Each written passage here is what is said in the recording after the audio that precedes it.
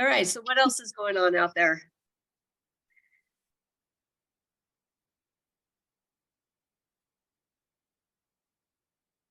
Not a lot.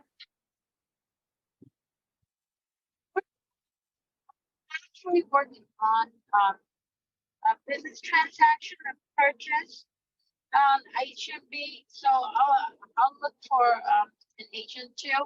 I have a seller who want to sell just this base and doesn't want to sell the whole recipe for like $350 because he got it all sales, but they're kind of weird.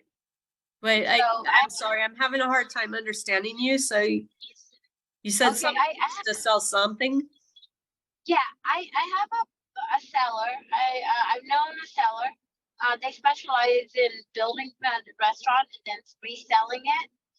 So they're selling their space, and one of my client liked the location, and so they're just selling.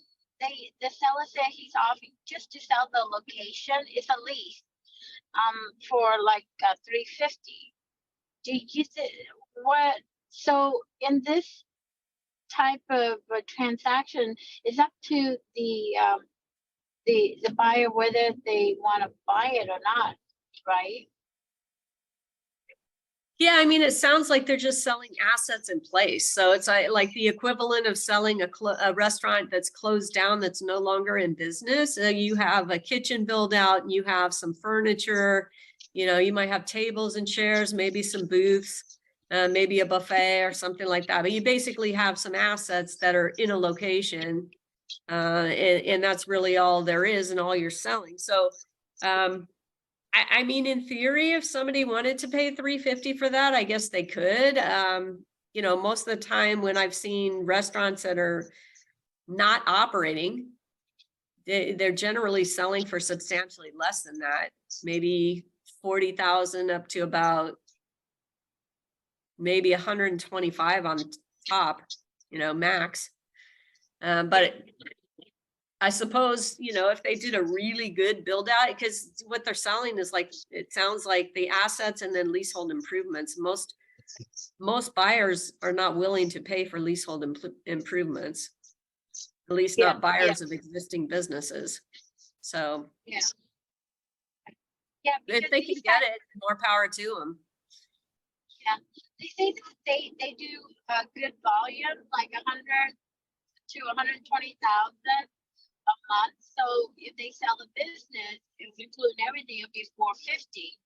But if my client doesn't need their recipe, then they'll just sell the space for 350. I'm like, okay, so how did that work? Well, is your buyer in the same type of business? Meaning, is it, like if it's a Chinese restaurant, is your buyer coming in and going to keep it Chinese food, or is your buyer coming in and going to convert it to an Italian restaurant? Convert to a Korean ramen. And what is ramen it now? It's a Thai restaurant. So similar kitchen setup because they all need hoods. So I mean, those are expensive. I think the last time I helped my client build a restaurant, it's like $350, just to build the hood for a restaurant. Yeah. Yeah. Yeah, I mean, it's, if the buyer wants to pay it, it's going to be up to them. Okay. I'll just let them know, it's up to them, not up to, because the prices is really, I'd rather buy the whole restaurant if the income could show 100,000 to 120,000 a month in sales, then the price, we can negotiate the price on 450, but with just the space alone, I didn't know what to do. I guess it's up to the buyer whether they want to pay or not for the location. Yep. Okay. Yeah. Okay. Thank you so much. And then you said that business So business section of EXP is different than commercial, or are you guys gonna merge together? No, EXP, so business brokerage is conducted under EXP Commercial, under EXP Commercial's umbrella. So you have to be with EXP Commercial to transact a business if you're with EXP. Uh-huh. And then you also have to have an addendum to your independent contractor agreement. The business broker addendum. Yeah, okay, because Okay. for me, I'm so used to working with small mom and pop where they allow me to do commercial as well as residential. I only do like 1 or 2 commercial a year, or 3, 1 to 3 a year, but that's it. Mostly lease, not commercial building, you know. Yeah. So so now the EXP is making changes. It used to be I talked to the person who recruit me.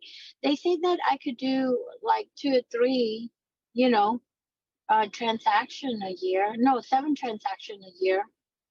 But now changes are made, so I have to decide Well, with, because I do mostly business. I do a lot of business, and yeah, then, I mean, if you're currently with EXP Realty, then you need to move to EXP Commercial because you cannot do business under EXP Realty. Because the okay, Arizona insurance does not cover it. okay, got it. Okay. Okay, yeah. So Yeah. so I'll have to structure and then I'll get more information then. Yep. You can send an email to advisorprogram@expcommercial.com. Okay. You guys have Advisor. any questions?